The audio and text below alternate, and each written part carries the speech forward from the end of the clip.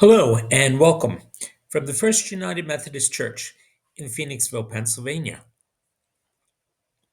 This is potato salad. I like potato salad. And every so often, I will just have a nice bowl of potato salad for lunch instead of an entire meal, even though, yes, I know it's supposed to be a side dish. But if it's well made, it can be something good in and of itself, just by itself, just on its own. One of the things that goes on around here at church is a lot of eating, a lot of appreciation of good food. Uh, One of those things that people are especially good at is pancakes. And the missions committee here is going to be holding a pancake breakfast. No potato salad, I'm afraid, but pancakes and the fixings on Sunday, March 30th. It'll begin at 8:30 before church and it'll run for about an hour, 9:30, and there will be lots of good things to eat there. But the other thing about it is they're not just doing it so that we have a good breakfast, although that is a nice fringe benefit.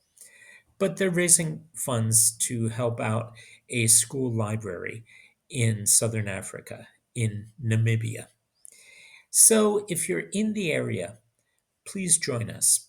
We'd be glad to sit down and have brunch with you, or if you hadn't eaten yet, breakfast, or if it turns out you've been working night shift, supper, whatever that is, come join us for some pancakes and do some good for children in Namibia along the way. And I'm sorry to say this, but by the time you get here, the potato salad's going to be all gone. But what won't is the Spirit of God, which leads us to give thanks for these things and to share what we have and to worship the Lord together. Let's do that now. This week we hear from the Gospel of Luke, from chapter 13, beginning at verse 31. At that very hour, some Pharisees came to him and said, "Get away from here, for Herod wants to kill you." He said to them, "Go and tell that fox for me. Listen, I'm casting out demons and performing cures today and tomorrow, and on the third day I finish my work. Yet today, tomorrow, and the next day I must be on my way, because it is impossible for a prophet to die, to be killed outside of Jerusalem. Jerusalem.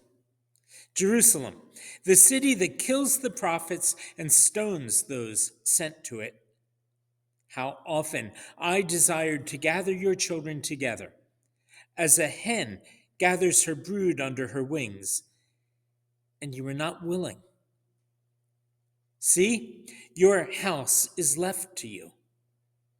And I tell you, you will not see me until the time comes when you say, 'Blessed is the one who comes in the name of the Lord.'" Last year, the people who lived next door to the church bought some chicks and started raising them. They come from a variety of different chicken breeds, and so they're going to have different colored eggs. And some are brown and some are white and some are this interesting kind of bluish green. And then there is one breed where you don't know what they're going to produce. And it's kind of fun because with Easter approaching, it means that their daughter, who is still just beyond toddler, may end up with some, I want to call them almost pre dyed Easter eggs. And it'll be fun to watch that happen. And it has been fun to watch the whole flock develop over the past year. And one of the special moments for me, maybe not so much for them, but for me, was one Saturday when I got over to church. And it was it a Saturday? No, I think it was actually a Sunday. And I got over early. And I looked over, and there were a whole bunch of chickens that were doing the whole free range thing, if you know what I mean. And they were all over the place. And I got on the phone, and I actually had a chance to say, "Hey, Stephanie, I think you better look outside. One of your chickens is trying to cross the road, and I don't know why." All right, it was stupid, I admit. But how often do you get a chance to ask a question like that or make an observation like that? Uh, and how often would you want to? That's a whole different question entirely. And it was fun to watch them build the coop from beginning to end. For the first couple of months, while the chickens were still small, they kept them in their basement with warming lights and all the things that they needed to take care of them, while the actual coop itself out behind the back of the house was being built. And I always figured that a chicken coop was just sort of like a shed, but it actually was a whole lot more complicated. Uh, you had to have electricity so that you could have heating for them in the winter, and you have to have ventilation in the summer. And inside there was a little low wall that sort of functions between the roosting area and the I don't know what you call the other area, the living room, the den, the whatever it is. Um, and so you have these two areas actually inside the main building. And then the whole thing has to be covered over with one big frame, and that frame is holding the chicken wire, because there needs to be chicken wire on either side and chicken wire on the top to keep out the hawks. We have hawks that have lived on top of our tower, and they use that as their perch for hunting. While the tower's been under reconstruction, they haven't been there very much. We'll see whether they return in the spring. But that at that point, you definitely needed something to keep the hawks and the chickens separate. And then there was something I had never really thought about either. The chicken wire actually went down under the ground, and it went down a good couple of feet and had to come together underneath, because not only do we have hawks in the area, we have foxes.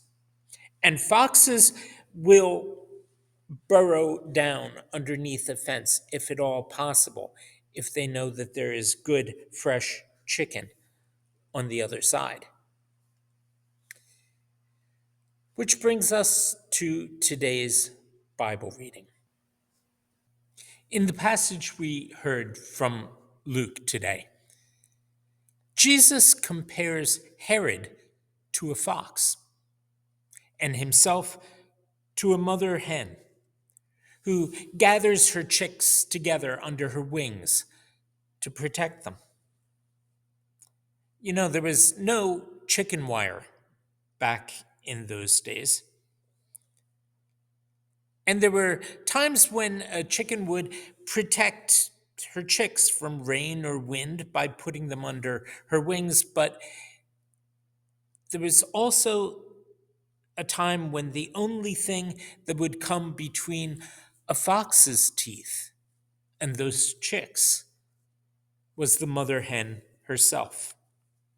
Just like out in the pasture, there would be only one thing that would ever be there to come between a wolf and a sheep, and that would be the shepherd. Jesus compared himself to one of those too. I am the good shepherd, he said.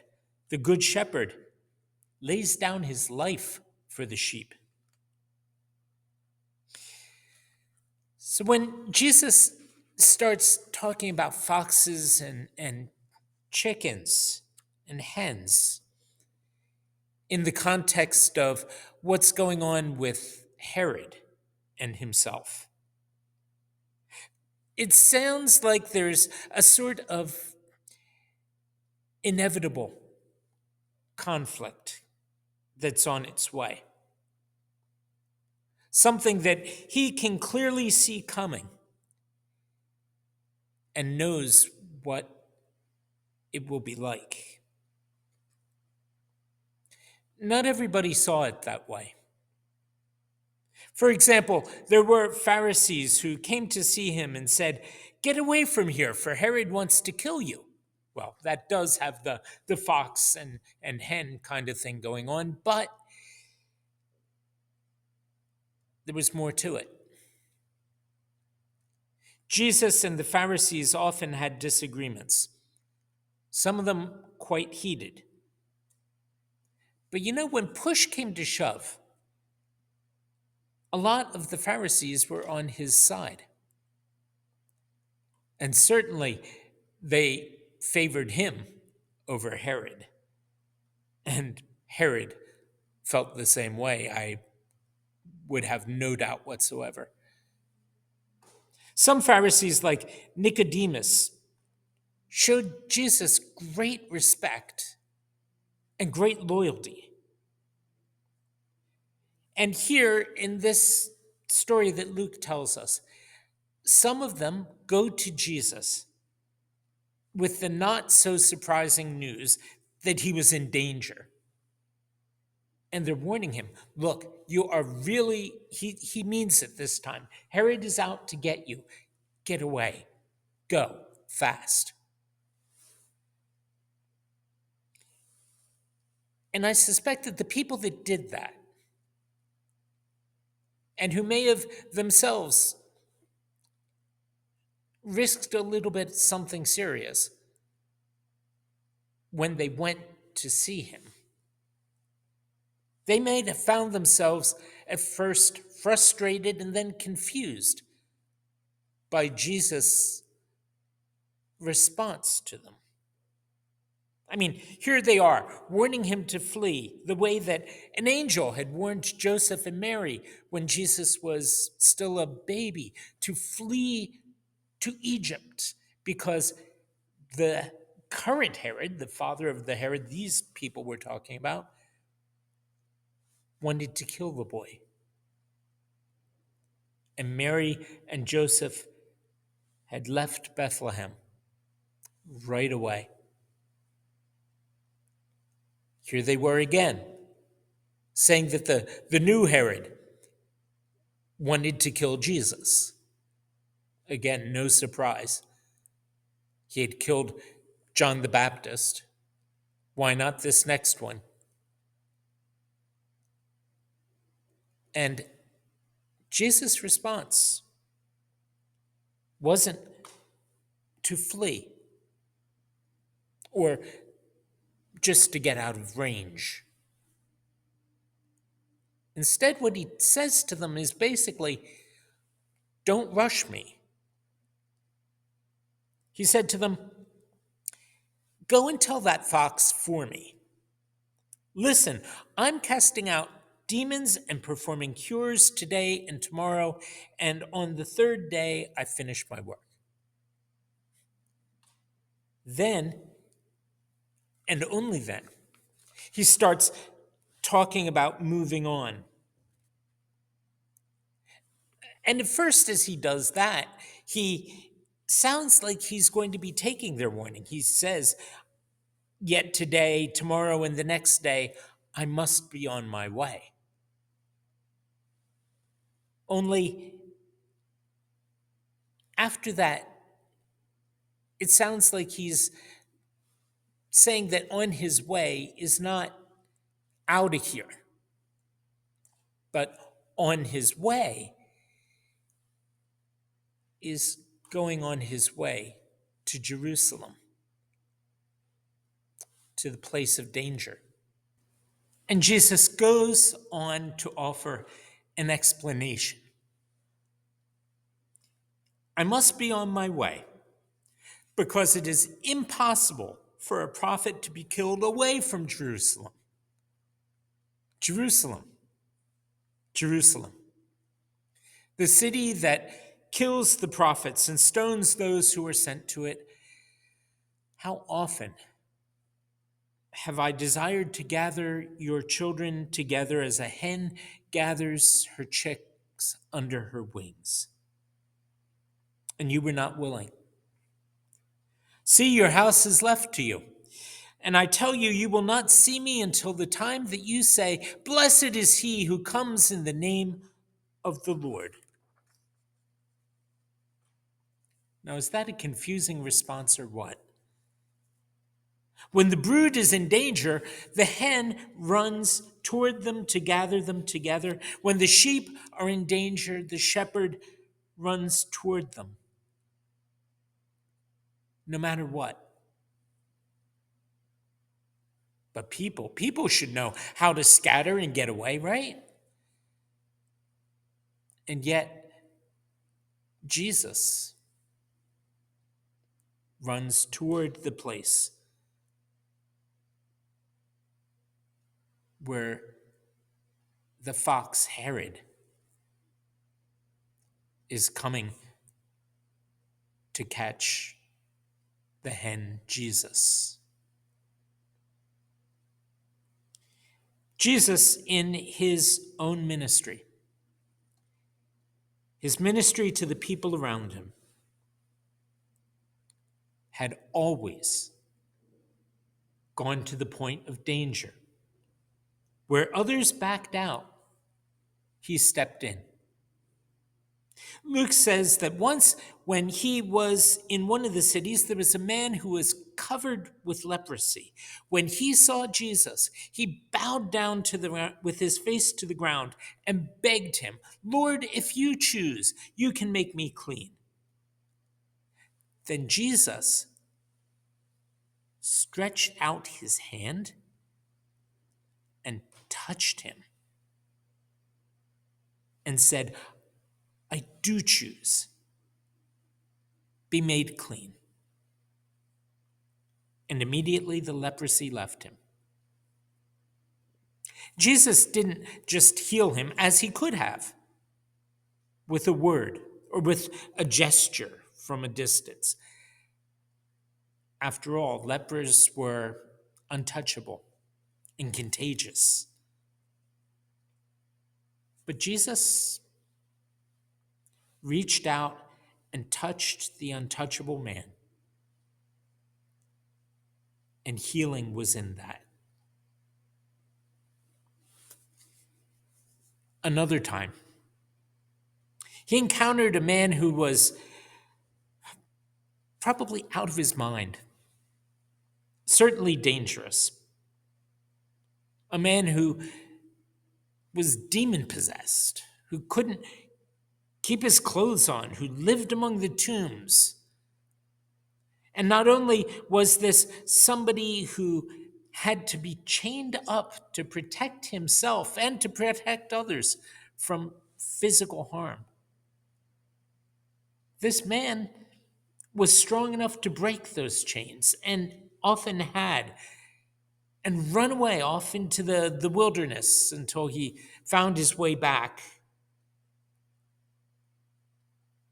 Jesus, when he met this man, didn't do what you or I probably would do and what I think would be the wise thing to do, which is give the man his space. Jesus spoke to him directly. This man who was screaming when he met him, and gave him a chance to answer a couple questions. He commanded the demons within him, tell me who you are. What are you doing? Why are you tormenting this man? They spoke back, and there was a give and a take. And because Jesus had drawn close, because Jesus hadn't brushed the man off, because he hadn't kept within his safety zone, he learned what was going on. He could say to those things that were tormenting him, you and you and you and you, enough. Stop it. This is done. Leave this man alone. And sure enough, when Jesus ordered them all to go away, the man was found clothed and in his right mind. He was healed because Jesus had gone to him. Over and over again, Jesus had gone toward and not away from places of trouble. So he went toward and not away from Jerusalem, the city that kills the prophets and stones those sent to it. And there in Jerusalem, he encountered and directly faced not just the individual hurts and ills of specific and particular people, although he did that, but even more than that. There he would face the entire weight of everything that pushes people away from God himself. Everything. The systems of oppression, the spiritual forces that attack human lives in every respect. Social, physical, spiritual.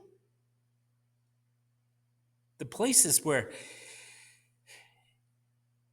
it's scary.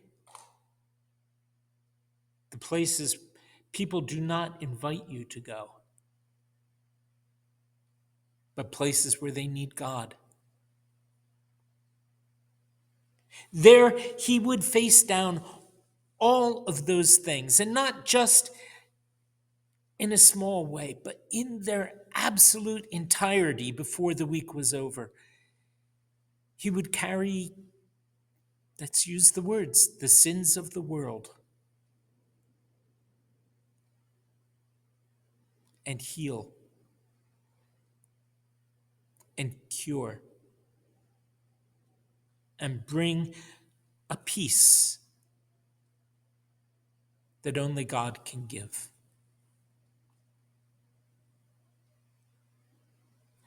This passage is about coming attractions. A hen will cover her chicks with her own wings. A good shepherd will lay down his life for the sheep. But how much more would Jesus do? How very much more would he give? How very much more can we now say he has done and has given for his sisters and his brothers, who even now say, "Blessed is the one who comes in the name of the Lord." Amen.